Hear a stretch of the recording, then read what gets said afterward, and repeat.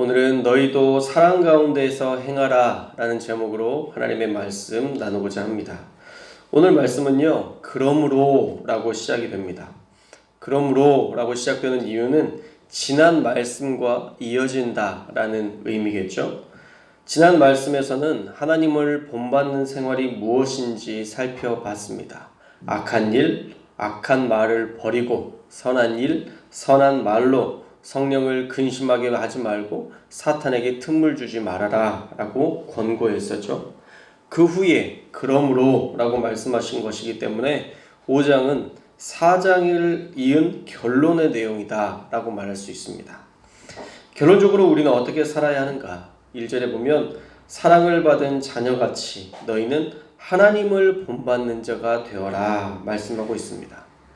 우리가 하나님의 큰 사랑을 받았기 때문에 우리도 하나님처럼 사랑해야 된다라는 말씀이죠. 그런데 이게 정말 어려운 일입니다. 사실 우리가 사랑하고 싶지 않은 사람이 어디 있겠어요? 우리 모두는 사랑하고 싶습니다. 마음을 다해 사랑해 주고 싶고 우리는 마음을 다해서 하나님처럼 정말 사랑하는 마음으로 살고 싶습니다. 그런데 세상을 살다 보면 마음과 마음을 나누며 사랑할 수 있는 사람이 몇 없다는 것을 우리가 발견하게 되죠. 우리는 진심으로 다가가지만 다양한 소문이 돌고 또 오해가 난무하며 그 진심이 뭉개질 때 다시 사랑으로 다가가기는 참 어려운 일인 것 같아요. 사실 사람의 마음이 그렇게 강하지 않거든요. 강한 척하지만 사실 사람의 마음은 그렇게 강하지 않아요. 상처받을 걸 알고 사랑하는 것은요, 정말 어려운 일입니다. 얼마 전에 책을 한 권 읽었는데 그 책에 이런 내용이 나오더라고요. 우리는 만났지만 만나지 않았다. 우리는 만났지만 만나지 않았다. 이게 무슨 말일까요? 우리 각자가 서로 외로워서 사람을 만나기를 좋아하지만 그 만남을 통해 그 사람 자체를 인정하고 그 사람 자체를 사랑해주는 사람이 없어서 만나긴 만났지만 또 상처만 가지고 돌아간다라는 것이죠.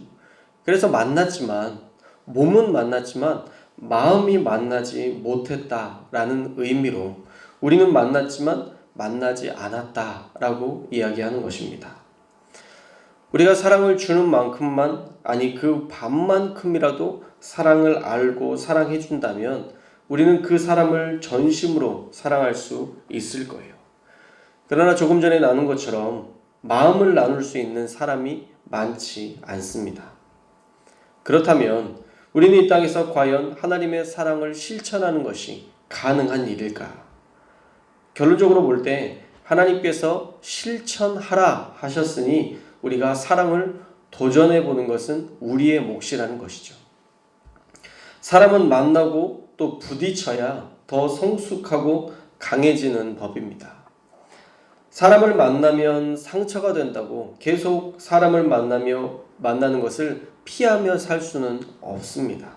오히려 만나고 부딪히면서 어떻게 사람을 대해야 할지 판단하는 능력을 키워나가면서 그 사람에 맞추어 살아가면 되는 거예요.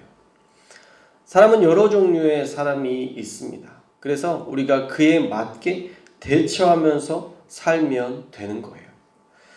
먼저는 사랑을 줘도 튕겨나가는 사람이 있습니다. 그런 사람들은 우리가 마음을 다해 전심을 다해 사랑하기보다는 내가 해준 만큼만 나 스스로에게 잘했다 칭찬하고 인정해주면서 우리가 해야 될 사랑의 그 의무를 다하면 되는 것입니다. 반대로 사랑을 주면 사랑을 그대로 수용하고 받아들이는 사람들이 있어요. 그런 사람들은 마음과 마음을 나눌 수 있는 공감력이 있는 사람이기 때문에 그 사람과는 함께 마음을 나누며 전심을 다해서 사랑하면 되는 것입니다. 나를 그대로 받아주는 사람을 찾아가 위로받는 것, 이것은요 꼭 필요한 일이에요. 사실 교회가 그런 역할을 해야 됩니다. 그런데 교회에서 잘 안 되는 게 이 사랑의 교제, 사랑의 나눔, 사랑의 위로인 것 같아요. 언젠가 어떤 목사님께 이런 질문을 제가 드렸습니다. 목사님은 교회에서 목사님을 위로해주고 또 목사님을 격려해주는 목사님을 그렇게 파이팅 해주는 그런 성도가 있습니까? 라고 물었더니 없대요. 그냥 홀로 외로이 가는 길 같아요 라고 저에게 말씀하더라고요. 그 말 듣는데 참 안타까운 마음이 들었습니다. 사실 그분만의 이야기가 아니거든요. 모든 목회자들이 대화를 하다 보면 그런 말씀을 하는 것들을 자주 듣게 돼요. 우리 모든 목회자들의 심정을 그대로 대변해 주는 것 같아서 짠한 마음이 들었습니다. 교회가 목사를 그대로 받아주고, 목사가 성도를 그대로 받아주고, 성도가 성도를 그대로 받아주고, 그렇게 함께 가면 좋을 텐데 그게 요즘은 잘 안 되나 봅니다. 그래서 교회에서도 지혜가 필요한 것 같아요.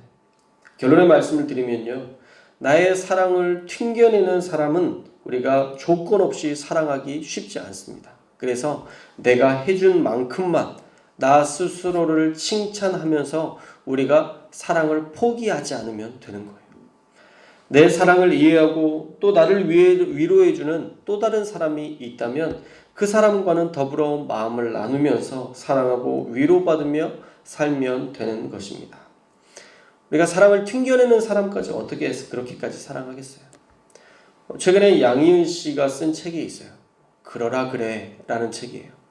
양희은 씨답지 않나요? 그러라 그래. 재밌을 것 같아서 어제 책을 구매했습니다. 제목만으로도 좀 쿨해지지 않나요? 내가 사랑을 해도 그 사람이 달라지지 않으면 그러라 그래. 또 누가 나에 대해서 뒤에서 뭐라고 이야기하면 그러라 그래. 내 사랑을 받아주고 나를 또 이해해주는 사람이 있으면 아유 뭘 그렇게까지 나를 사랑해줘. 그러라 그래. 이것까지도 내가 나를 사랑해주는 그 사랑까지도 받을 여유가 있다면 우리가 진짜 사람과의 관계 속에서 여유를 찾을 수 있을 것 같아요.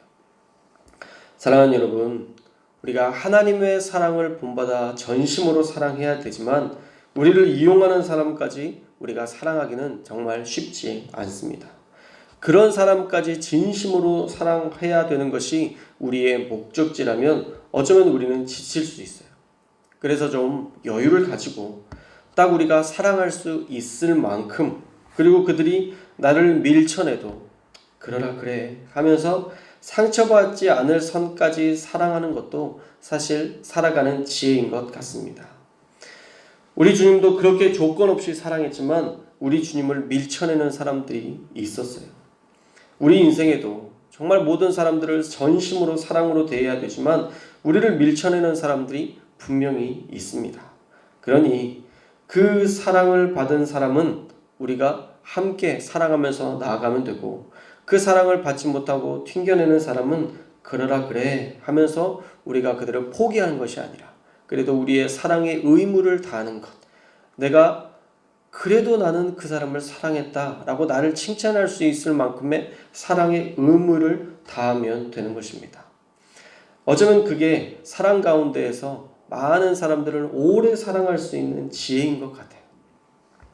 사랑하는 여러분, 사랑이 부담이 되지 않기를 주님의 이름으로 축원합니다. 우리가 숙제처럼 사랑하지 말고요, 하나님과의 그 관계도 다 맡겨드려서 우리가 할 수 있을 만큼 사랑함으로 사랑이 부담이 되는 것이 아니라 사랑이 기쁨이 될 수 있는, 그래서 우리가 더 사랑할 수 있는 저와 여러분들 되시기를 주님의 이름으로 축원합니다.